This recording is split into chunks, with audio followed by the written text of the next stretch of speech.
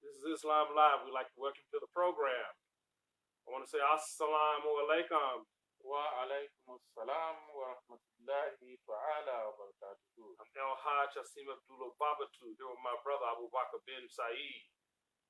Hey, the past few weeks we've been talking from things like commandments in the Quran, some of the true teachings of Islam, and today we're going to talk about the most dynamic and most beautiful Muslim community in the world, that is the Ahmadiyya Muslim community, which we happen to be members of. Me, myself, I am a convert to the Ahmadiyya Muslim community, one who was raised a Christian, and at the age of 18, as I graduated high school, I left Christianity and I started searching, I would say, for true meaning of religion, and I looked into Islam. And the first doors I actually walked into was the doors of the Nation of Islam. I asked some questions, and I didn't get answers that I liked, so I continued to search. And like I said, I accepted mainstream Islam. Followed that for a while until one day when I prayed to Allah and asked Him to guide me to a mosque among righteous and pious individuals. Turned my TV on and seen this show called Islam Live by the Ahmadiyya Movement of Islam, which was hosted by El Hajj Rashid Ahmed. May Allah continue to elevate his status in paradise. El Hajj Dr. Muhammad Sabir, may Allah grant him long life and good health. That is when I found out about this organization. So, and as you know, on December the 12th of this year, it was 15 years to the day that I had joined the Ahmadiyya Muslim community. And people always ask me, again, what led me from mainstream Islam or Christianity to mainstream Islam to Ahmadiyya. And I always tell them it was Allah, because I was looking for something special. And most of you that are Christians, you know what the Christian belief, even some Muslims don't understand all the beliefs of Christianity, because a lot of things I didn't personally agree with. And when I asked questions, I got no answers. Even when I got into mainstream Islam, same thing. I ran into a roadblock. I asked questions and couldn't get no answers. But all of those answers was answered. All those questions were answered by El Hajj Rashid Ahmed when I found the Ahmadiyya movement in Islam. So that is how I came here to be a part of this organization. My brother Abu Bakr bin Saeed, who is a born Ahmadi, and I've watched over the years, him and learned a lot of the teachings of Islam Ahmadiyya, which is really the same teachings of that as mainstream Islam. There's only a few things that differ. One, that we believe that Hazrat Mirza Ghulam Ahmad of Qadir to be the promised Messiah and Mahdi. His forthcoming was told by the Holy Prophet Muhammad sallallahu alaihi wasallam. And then again, that we believe that Jesus lived to be 120 years old. Those are just a few of the minor things that we see as being different than what the other 72 sects believe. I'll let Brother Abu Bakr bin Saeed talk to you a little bit about him as being an Ahmadi Muslim. Yeah. A'udhu billahi minash shaitanir rajim. Bismillahir rahmanir rahim. Like Brother Al-Hajj Hasim Baba to mention, he's born, he's a convert to, from Christianity to the Nation of Islam, to mainstream Islam, then to Ahmadiyya. But I'm fortunate to be born in Islam, Ahmadiyya, grew up, by the grace of God within the community, nurtured within the community, and raised. But I myself, I got to a point where I questioned about Ahmadiyya when I was coming up, because my mom and my brother, especially after the demise of my father, when I was very little, like 12 years when my dad passed away, and naturally my upbringing turned to my mother, and my brother was also trying to help. But, stressing on me, go to say your prayers, go to do this.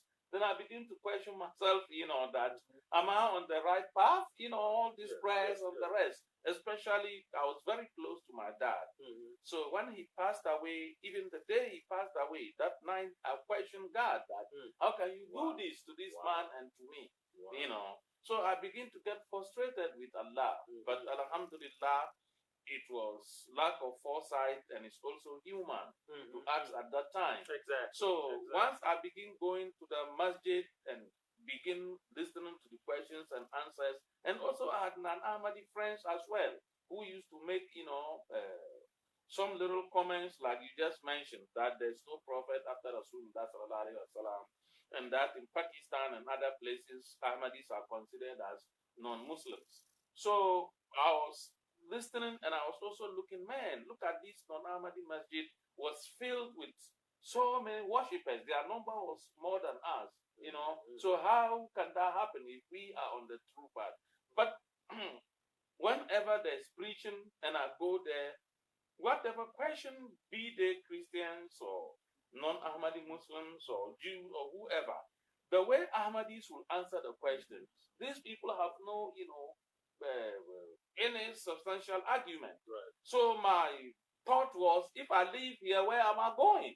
Because where I am, they are throwing challenge to these people and they are not even able to, answer them. So if I leave here, where will I go? Right. So it was just I myself searching my soul. But thank God, like I said, I grew in the community. Half of my friends were already Ahmadi Muslims that I grew up with. So when we go to the mosques, these questions are being answered. So when I was like 15, 16, and the then missionary who now is in Canada, Mukhtar Ahmed Chima, when he was there, I became very close to him. And some of the questions that I asked him, he answers to me.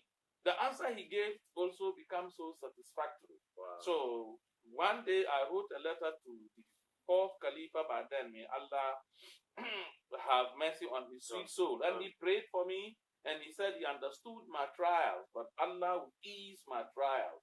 And even that one day, inshallah, I will be traveling. If I think about it, it hurts me that I don't know where I kept that letter, Wow. So that also gave me some confidence, and I began writing to him, and he was always encouraging me to pursue my education. Then after Chima left, the current Amir of Ghana also came, and I became very close to him. He really cleared all my doubts about Ahmadiyya. Wow. The way he treated me, just like not even more than his own family members, like we are from the same mother. I mean, he would travel and make me sleep in his bed. Wow. Can you imagine? Wow. Because the mission house had about 5 rooms. So the wife had her own independent room. And his room, he would give me his own food. So that made me begin to feel that, what Islam is saying, this is it, And Alhamdulillah, since then, I made my own research. All the questions, like I said, doubts that were in my mind have all been cleared. And since then, up to today, by the grace of Allah, I'm satisfied. My soul is satisfied. I've never gone to sleep. And in a single day, I think that I being an Ahmadi is a wrong decision. Wow. No. And I'm very grateful to God that I have been able, because there are a lot who have veered away. There are a lot who didn't humble themselves, and God didn't give them that type of humility to come across these people, to teach them the truth and let them see the light in God and stay in it. So this is a blessing, being either a born Ahmadi or a converted Ahmadi. Absolutely. It's really a blessing from Allah. Absolutely. But the only thing is, like the Holy Quran says, whosoever strives towards Allah, he will guide the person to himself. And that is what Ahmadiyya is all about. We don't believe in bloody jihad. We don't believe in forced conversion. We don't believe in nothing. We believe that it is Allah who converts. And the founder of the Ahmadiyya Muslim community, Hazrat Mirza Ghulam Ahmad, he says it, if you sincerely in searching of Allah and also to prove whether he is a liar or a truthful person, perform ablution, get up in the middle of the night, pour your soul before the Almighty, and inshallah, that means God's willing, God will direct you to the truth. Hey, and one of the things you said about, I never regret either joining the Muslim community. No. I got a lot of friends who are Christians and some non-Ahmadi Muslims, and especially non-Ahmadi Muslims who've seen the difference when I was a non-Ahmadi versus being an Ahmadi. They said, man, your level has went from ground level and you'll continue to ascend. And I tell them, it's Allah that has guided me here. And I remember my retirement party, our current president, his wife said to me, but she said it in Urdu, then she gave me translation, she said that the Prophet Messiah said, seekers of truth will find my community. Absolutely. And I think about that. I said, and I get chills every time I think about it, because I'm a seeker of truth. We all are seekers of truth. Yeah. But what happens sometimes, there is an individual who can convince you that what they believe is true. And like what I always tell people, we sit here and we say things. I say, don't believe us. Do your research. That is how you come to find out what is true. That's what is really, really true. You know, we just here to convey a message. Like the Holy Prophet Muhammad, all he did is convey the message. It was Allah that won the hearts of individuals. He helped change the mind and the hearts of individuals because they were seekers of truth. And that is why the Ahmadiyya Muslim community, being the most dynamic, most beautiful, religious, or say Muslim community here on planet Earth. I always tell people, because a lot of young brothers come in here, and when I sit down and talk to them, I always say two things to them. I tell them, if you're looking for a personal relationship with Allah, you're in the right place. But I always tell them, if you're looking to be a black Muslim or just want to associate with a lot of African Americans and run around there, you're in the wrong place. Because this is the most diverse and most dynamic Muslim community here on planet Earth. It reminds me when my mother came here to a program, and that's when I spoke about my journey to Islam. My mother got home that night, and she called me right away and said, Hasim, I was shocked. I'm thinking she was about to say something bad, and she told me, I was expecting to walk in there and see all black. But when I walked in, I seen all these Pakistanis, I seen these Indians, I seen people of European descent, Africans, African Americans. I said, this is a very beautiful organization. A dynamic and beautiful organization. And that again to affirm to let me know that I'm in the right place. You know, when she told me that, because you know, mother's heart are always in the right place, especially for her children. Yeah. And when she said that, again, like I said, it reaffirmed that I knew I was in the right place to join the Muslim community. And I always tell one other thing. I always tell people, when I first joined this organization, the first 3 people that invited me to their home was Pakistanis. One of them, he's part of the Oshkosh Jamaat now. Our current president, his brother, and another. And then in our current president, he was the third one. They all invited me to their homes, invited me to dinner, wanted me to sit down and talk with them and enjoy being in their company. Said, look, you're our brother now. You're part of this family. And it was some years later that when I realized, and I looked at something, and I talked to Brother Nasser, who was the first one, the second one to invite me to his home. I asked him, did you own a coin phone company? He told me yes. And I said, man, I put those coin phones in for you. And we laughed. And then I started looking at the president. I looked at some other members who I had came in contact with 15 to 20 years before I joined this organization. But what it told me that Allah was telling me then, you will be in a community with this individual. Then 4 or 5 years later, you will be in a community with this individual. I had no idea that all of them were part of the Ahmadiyya Muslim community until after 5 or 6 years being in here. And it hit me. I said, Allah gave me the pieces of the puzzle all at a certain part of my life. And the puzzle was completed that day when I spoke on that podium talking about my journey to Islam, being here, being in the Ahmadiyya Muslim community. So, you know, and again, people around the world who don't understand Ahmadiyya always believe somebody else said, oh, Ahmadiyyas aren't Muslim.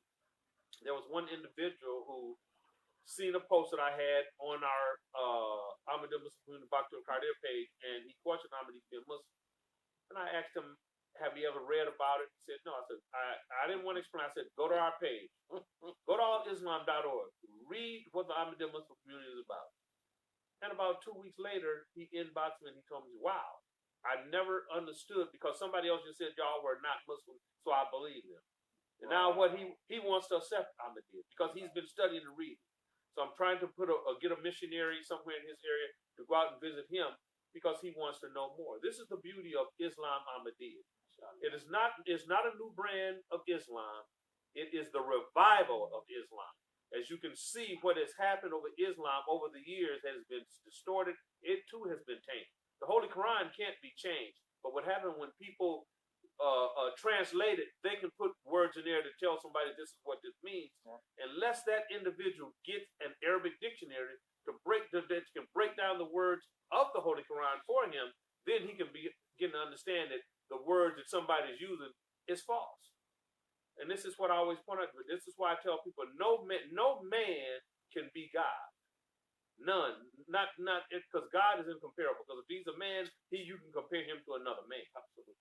So God is incomparable. Nobody's ever seen him. Even though Abraham and Moses professed to see God, what they seen, burning bushes or mountains, they never really physically said, I seen God. You know, we hear God speak and all those things of that nature, but we never see him. And he doesn't speak like how me and you are speaking to one another. He don't hear like me and you hear one another. No, because God is not limited. Exactly. All those things we are mentioning are limits. Human being is limited in space and time and everything, but God is limitless. Yes. So you cannot see God because your eye has limitation. Exactly. Any creation has limit, but God is everywhere. So God is like the way we breathe air. Since you are born till the day you die without air, you're gonna die. But we keep breathing and keep living. Who has ever seen air? Exactly. But you feel exactly. it. It's the same. And nobody ever argued. Right. Even exactly. The atheists exactly. will not argue that there's no air. Yep. Because they are feeling it. If exactly. you don't breathe air, what will happen? But I know one thing, you'll know if you don't got air, because you say, man, I lack of air. That's right. You know, and that's what is happening to them. So, you know, God says in the Holy Quran, Allah bi zikrillahi tatma'in al-qulub, that it is only through his remembrance only that the heart can find comfort. So in life, this is my philosophy. Whatever you are looking for, you should ask yourself, are you comfortable with? I remember maybe 30 years ago. In fact, I was having chest pain and everything. And I thought that day that maybe my end was coming. But after Isha prayers, I went and I slept on my bed and I said, oh God, look, I'm a Muslim. I believe in Rasulullah sallallahu alayhi wa sallam. I believe in 5 pillars of Islam. I believe in your Messiah, Hazrat Mirza Ghulam Ahmad. I believe in Khilafat. So if it's time for me to go, Alhamdulillah, just have mercy on me. And the content of heart that I have that night, when I wake up the following day, like I'm telling you, every day now, my worry is I should remember God as best as I can. I'm fully content that this is where I believe if I do my best, I'm going to earn salvation from God. And that's what it's supposed to be. And like you've mentioned, a lot of people, it's just hearsay. Ahmadiyya is nothing new. It's just like I always say in United States, the Constitution was written over 200 years ago. But the founding fathers, where are they? They are gone, but the Constitution is there. And a president is there. Every new president comes to interpret the Constitution and uphold and defend it. So it's the same thing. Human being, this book culminates in all the revealed books that were revealed to mankind. All came together as the Holy Quran. So no book again that will come. But we as human beings, we tend to forget. And that's why the Holy Prophet ﷺ made mention that a time will come when there will be nothing left of Islam except its name. Nothing will be left of the Holy Quran except its writings. And that Muslims will build huge, magnificent, and beautiful places of worship called mosques. And it will be filled with worshippers, but it will be devoid of spirituality. And that all fitna, which means that all hell atrocities, will emanate from the Muslims, and it will end with them. Today we see it. After the 14th century, we know what is happening. So why will Allah leave that to happen? So that's why the Holy Prophet Muhammad ﷺ prophesied that when that time comes, then Allah will raise a Messiah, just like he raised the Messiah within the Jews, Jesus, to come and reform. Just like the Bible, when Jesus came and told them that if somebody slap you on the right cheek, you give the left cheek. And the companions asked him, have you come to destroy the law? And he said, no, I haven't come to destroy the law, but to fulfill it, which means to give the interpretation of the 10 commandments that were given to them. So it is in that same light that Hazrat Mirza Ghulam Ahmad of Qadir, the founder of the Ahmadiyya Muslim community, he too has only come to interpret the Holy Quran. And when he came, the reason why the Muslims rejected him, when he told them that the jihad of the sword is over, now it's left with the jihad of the pen. And they be like, oh, he's not a Muslim, he's a Kafir. Yes. That's where the dichotomy comes from. But like he told them, if that is the case, then that type of jihad is against the teachings of the Holy Quran. When God says, La ikraha fi din, katabayna rushdu min al-gayy. There is no compulsion in religion after truth has been made clear from falsehood. So how can that book contradict itself by telling you to go out there and fight and coerce people to accept Islam? So he came, he wrote over 90 books and gave us beautiful teaching. So all those who believe in him and read these books, we see very insight of God. And he said, come to me. I have found God. All happiness lead through that. It's a ruby. And he says, let's go back to the fundamentals. Let's pray. Let's love one another. Let's create peace on earth. Don't distinguish against your brother on the basis of color or on the basis of, family lineage. We are all children of God. And that's all he came to teach mankind. And alhamdulillah, those of us who have accepted it, and through that, he had also come with the system of successorship, where we now have one leader that rules the whole of the Ahmadiyya Muslim Ummah. And that brings us peace and unity. Today, by the grace of God, if I get up right now and I'm traveling to Holland, Germany, Canada, wherever Ahmadiyya Muslim community is, all what I have to do is send my name to the headquarters and tell them that I'm going to this place. And before I'll get there, there are brothers there to welcome me. So this world has become one home. Exactly. And that's all it has come to. And that is why I tell you, that is something else that truly separates the Ahmadiyya Muslim community from every other organization, because we are close-knit family as one under the umbrella of Khilafat. See, I had never even heard the term Khilafat before I joined Ahmadiyya. Wow. I'd never heard that term. That when somebody said something about the Khalifa and Khilafat, when Mr. Rashid first mentioned that to me, I had no idea what he was talking about. I honestly didn't. I didn't have no idea what he was talking about. Then he started explaining and broke it down to me, and I was like, wow, that's beautiful, And like I said, that's one thing when I tell guys that come in here, and Mr. Rashid showed it to me beautifully, because when I first joined, and I remember 3 years later, and I was going home to Miami, he said, hey, call the president down there, tell him who you are, and that you're coming. Yeah. When I told him I was coming, and I'm coming from Milwaukee, Jamaat, and the president and two brothers was there waiting on me at the door. Yeah. They greeted me, salami, took me out to eat, we talked, and now we've got a brotherhood that's like no other. But me and you, we traveled the world together, the world. And somebody is always there at the airport waiting to pick us up. Somebody, they want the blessings. They'll have you come stay in their home. We've gotten somewhere at 1 in the morning, and the wife is up cooking for us. Yeah. We lay down and wake up for Fajr prayers at 4:30. She's back up cooking again for us. Yeah. You're not going to find that anywhere. No. Anywhere in the world. That somebody's going to open their doors up to a complete stranger. But they know that you're an Ahmadi, so they say, you're not a stranger. No. You are my brother. Allahu Akbar. Again, this is the beautifulness of this organization. I know there's a lot of individuals out there, I would say smart individuals. You may not be a rocket scientist, but smart individuals. I'm humbly requesting you to go to All Islam. The only book I want you to read is the philosophy of the teaching of Islam. Yeah. Click on library, and then you'll see the names up to the individual authors. You'll see Hazrat Mirza Ghulam Ahmad of Qadir, on whom be peace. Click on there, you see all his books. Click on the philosophy of the teaching of Islam. You can actually type in philosophy of the teaching of Islam, you'll see it come up. Read it in the PDF form. And see if you see anything different, what he's talking about in the belief of us as Ahmadis versus mainstream Islam. And then again, another thing I want to say, think about this. The message of Islam, which had became distorted, if nobody came after the Holy Prophet Muhammad, the message would be so tainted and so distorted, who would know that it's what is the true teaching of it? Because you have people in Iran say our form is true. People in Saudi Arabia saying our form is true. People in Ghana could be saying our form is true. People in America say no, our form is true.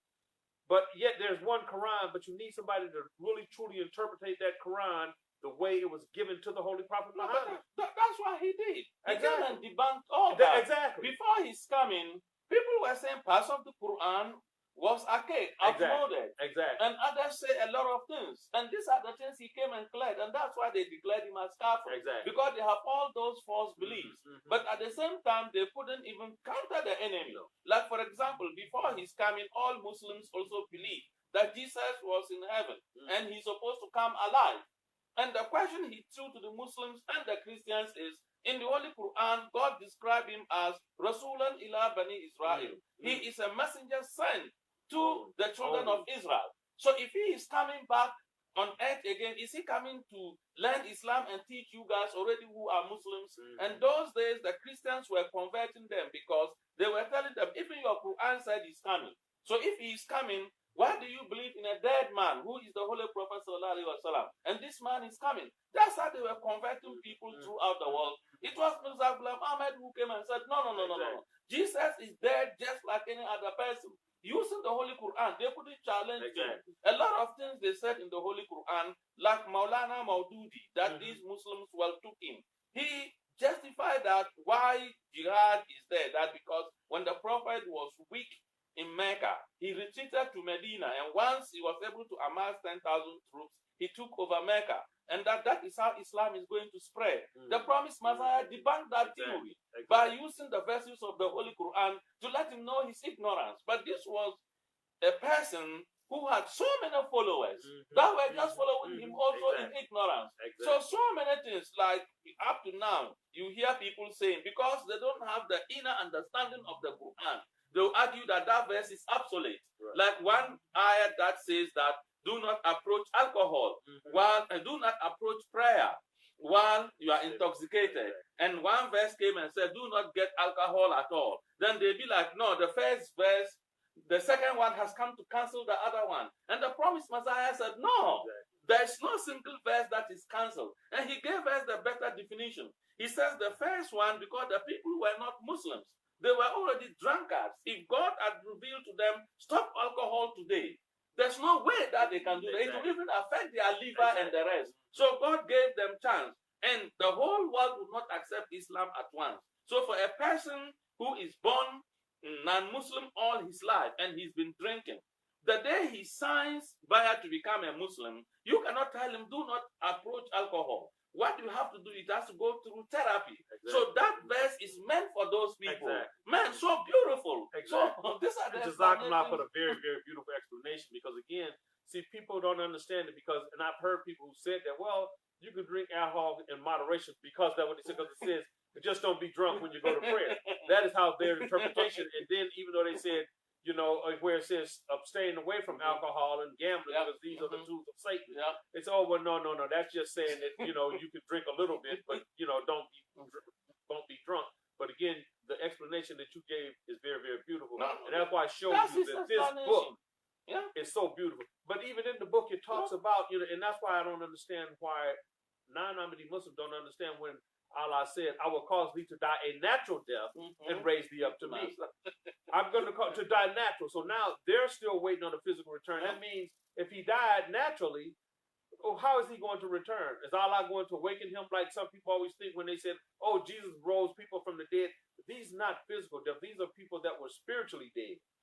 He rose people from the spiritual death. These people are already alive, but they were just spiritually dead. We aren't going to die. Exactly. We're going to do Exactly. Yeah, he did. Otherwise, just think when Lazarus died and Martha and Mary, he would have brought him back to life. He could have said, well, don't worry, but I'm bringing him back to life. But see, people again don't understand that. See, this is not going to happen. So that is just a metaphor saying that, okay, these are people who are spiritually dead. They didn't have God. They didn't believe in God. So he spiritually brought these people back to believing in God, believing in the one God. At that, they didn't believe in him as the Son and then the Holy Spirit to come. They didn't believe in none of that. Look, Brother Hassim, during the time of the promised Messiah, والسلام, the Muslims and the Christians, they conspired and told him that, okay, we'll be having debate with you. So when the promised Messiah came there, they intentionally went and brought people who are blind and deaf and said, if you are Jesus, then wake them up. Because he said, you are the Jesus. Right. And then the promised Messiah said, well, yeah, I'm the second Jesus, but I never believed that Jesus resurrected these people physically. These are spiritually. But you are also his followers. Right. And in the Bible, it is stated that if you have faith like mustard seed, you'll be able to perform wonders. Exactly. I don't believe in that. I've already told you that. These are spiritual. So you believe that he did physical things, and you are his sincere followers. So you should be able to wake up. One after the other, they all the room. And again, that's the beautiful, teachings of the promised Messiah. How he made things so simple and so easy. for us to be able to believe. Inshallah. And I mean, he explained it like a 5-year-old can understand. That's how I always say, Mr. Rashid sat me down and explained things to me as if I was a 5-year-old. When I hear some people say, oh man, he can't talk to me like that. And when I sat down with talking to Mr. Rashid, he told me why he did it. He said, because sometimes you're in a room of individuals. This one individual might be a rocket scientist where his knowledge is so high, he can understand. I can talk to his level.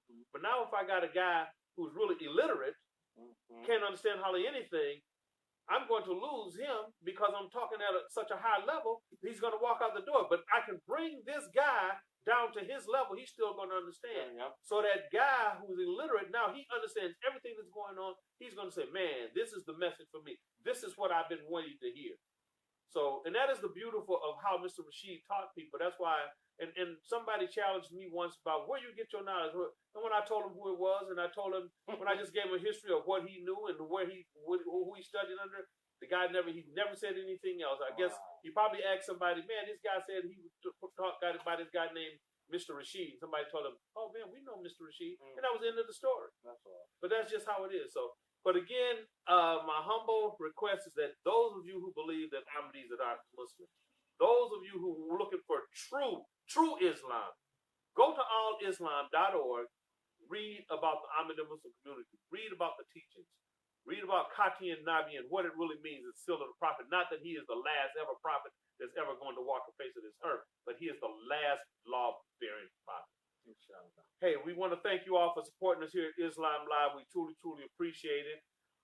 Hey, but we're here every second and fourth Friday of the month for Real Talk on Islam, 5600 West Fond du Lac, from 6:30 to 7:30. Come on out and join us.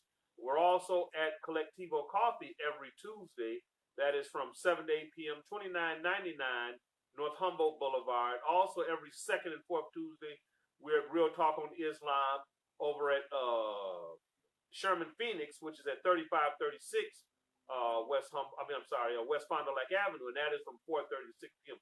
Come out and join us. Juma here every Friday from 1 to 2 p.m. But anytime you want to come out here, if you have my number, or you can inbox me. Those of you that are in other countries or other states, inbox me. I guarantee you I can put somebody in touch with you, a mosque near you, or somebody that can call you and talk to you, one-on-one, and help you to understand the Holy Quran and help you to understand the teaching of Islam Ahmadiyya. You got anything you'd like to say before we go? Jazakallah, like you said, so inshallah, next week I'll still be here on Wednesday. Yes. So, and I think it's Christmas Day. So yes, inshallah, yes, we'll have topic and talk about it. Inshallah, I'm off that day. Sounds great. So again, we want to say Jazakumullah. Thank you so very much for supporting us and watching Islam Live. I want to say Assalamu alaikum rahmatullahi wa barakatuh. Wa alaikum assalam wa rahmatullahi ta'ala wa barakatuh.